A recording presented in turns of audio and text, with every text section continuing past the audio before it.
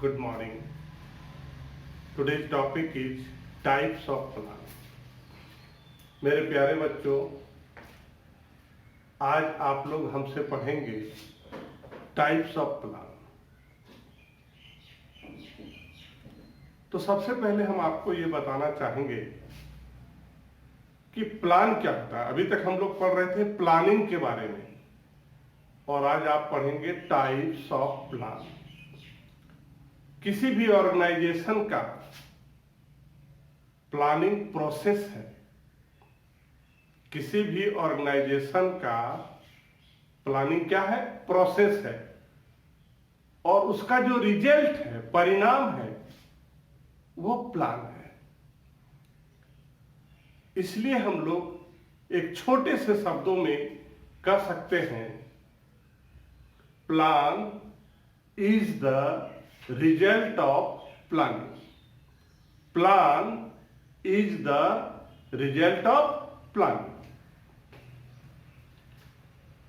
Types of plan, there are 2 types of plan. Plan कितने तरह के होते हैं? 2 तरह के होते हैं। नंबर 1 स्टैंडिंग प्लान, और नंबर 2 सिंगल यूज प्लान। आज हम लोग स्टैंडिंग प्लान के बारे में पढ़ेंगे। स्टैंडिंग प्लान एक ऐसा प्लान जिसको हम एक बार बनाते हैं और इसका इस्तेमाल बार बार करते हैं, जिसमें objective, strategy, policies, procedure, method और रूल्स शामिल होते हैं, सम्मिलित होते हैं। दूसरा है सिंगल यूज प्लान। ये प्लान एक विशेष समस्या के लिए बनाई जाती है, और जैसे ही वो समस्या का समाधान उस प्लान के द्वारा हो जाता है, वही प्लान समाप्त हो जाती है। इसका इस्तेमाल हम लोग फिर से नहीं, समस्या खत्म, प्लान खत्म। सिंगल यूज प्लान में क्या होता है, अगर समस्या खत्म हो गई तो प्लान भी खत्म हो गया। उस प्लान का इस्तेमाल हम लोग दोबारा फिर से नहीं कर सकते हैं। भविष्य में अगर फिर किसी तरह का प्रॉब्लम आता है तो हम लोग को फिर से प्लान बनाना पड़ता है। मेरे प्यारे बच्चों, आज हम लोग स्टैंडिंग प्लान्स को डिटेल में पढ़ेंगे।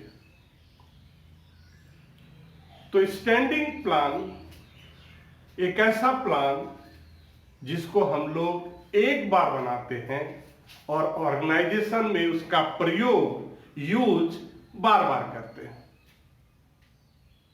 अब इसको डिटेल में जानने के लिए कुछ उसके पॉइंट्स हैं जो इस प्रकार हैं: objective, strategy, policies, procedure, method और रूल्स। सबसे पहला है ऑब्जेक्टिव। ऑब्जेक्टिव भी क्या है? एक प्लान है। ऑब्जेक्टिव वो अंतिम बिंदु है, ऑब्जेक्टिव किसी ऑर्गेनाइजेशन का वो अंतिम बिंदु है जिसको पाने के लिए, अचीव करने के लिए हम बहुत सारी क्रियाएं करते हैं, बहुत सारा फंक्शन होता है, बहुत सारे हम लोग काम करते हैं। तो ऑब्जेक्टिव भी एक क्या है? बिजनेस का प्लान है।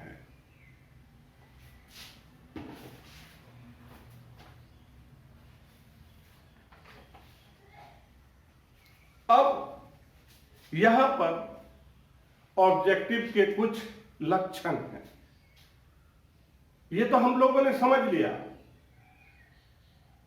कि किसी चीज को पाने के लिए जो हम काम करते हैं, क्रिया करते हैं, बहुत सारी क्रिया करते हैं, उसको हम ऑब्जेक्टिव बोलते हैं। बट ऑब्जेक्टिव कैसा होना चाहिए? स्पष्ट होना चाहिए। ऑब्जेक्टिव का कोई परिणाम होना चाहिए, मेजरेबल होना चाहिए, मापने योग्य होना चाहिए। उसकी एक समय सीमा निर्धारित होनी चाहिए कि इतने समय के अंदर में इसको पूरा करना है। और साथ ही साथ ऐसा ऑब्जेक्टिव होना चाहिए जिसको हम लोग प्राप्त कर सकते हैं। कुछ ऐसा ऑब्जेक्टिव बना नहीं लें कि जिसको हम लोग किसी भी कंडीशन में किसी भी तरह उसका प्राप्त नहीं कर सकते हैं। उदाहरण के तौर पर एक ऑर्गेनाइजेशन ये ऑब्जेक्टिव रखती है कि आने वाले वर्षों में 2000 करोड़ का टर्नओवर पार करना है। कोई सरकार ये ऑब्जेक्टिव रखती है कि हम लोग क्या करेंगे कि प्रत्येक महीना जो है 100 व्यक्ति को रोजगार देंगे। तो ये एग्जाम्पल है किसका? ऑब्जेक्टिव का। और ऑब्जेक्टिव क्या है? एक प्लान है। दूसरा स्ट्रेटेजी। स्ट्रेटेजी क्या है? ये भी एक प्लान है।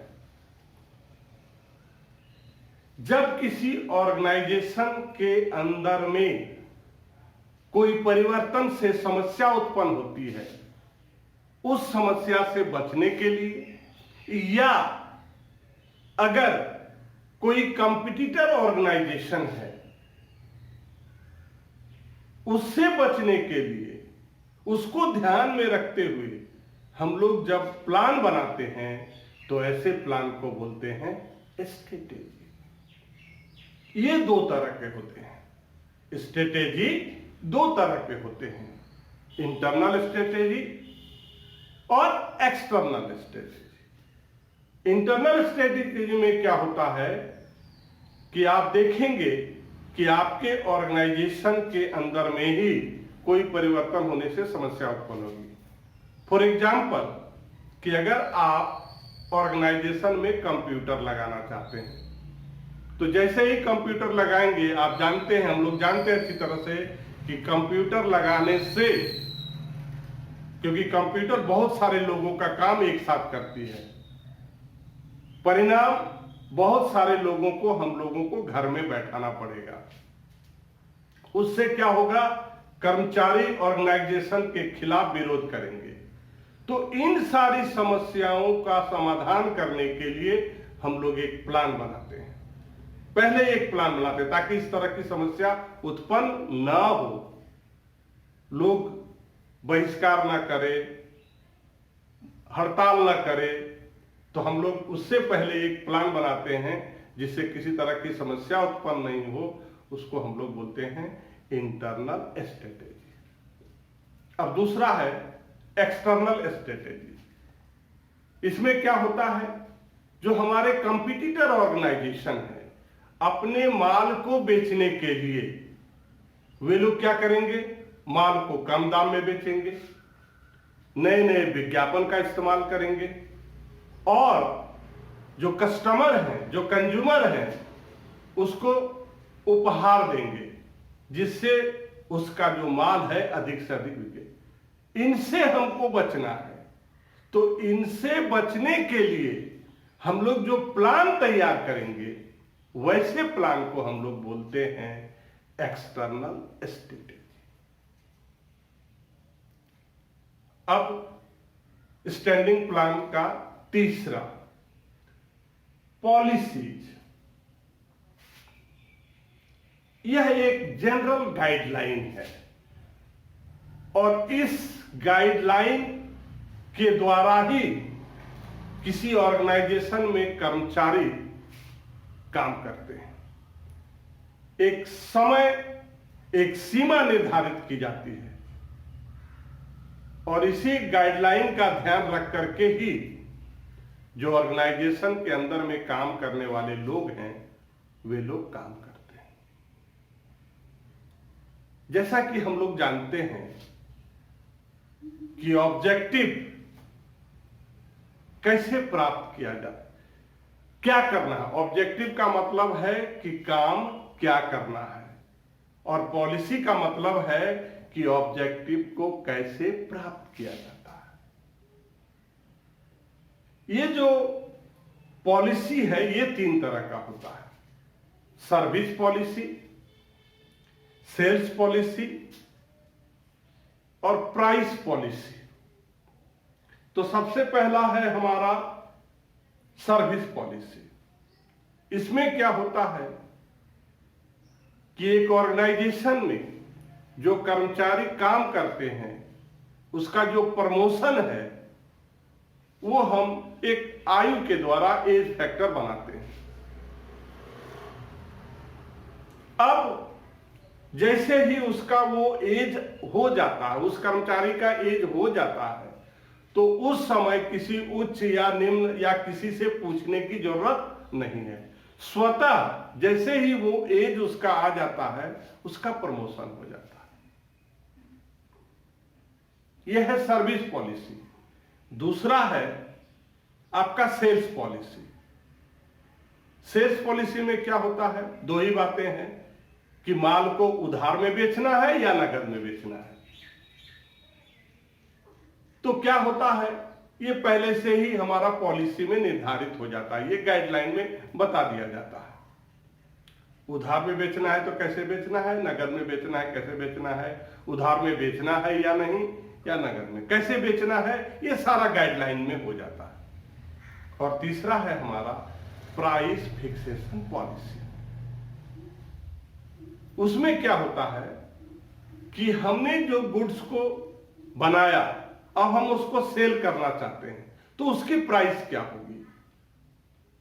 तो हम लोग ध्यान में रखते हैं कि हमारा कॉस्ट प्राइस क्या है, हम इसमें कितना प्रॉफिट लेंगे, हम उसका प्राइस क्या रखेंगे, ताकि कॉम्पिटिटर ऑर्गेनाइजेशन है उसके प्राइस के आसपास होनी चाहिए, ज्यादा नहीं होनी चाहिए।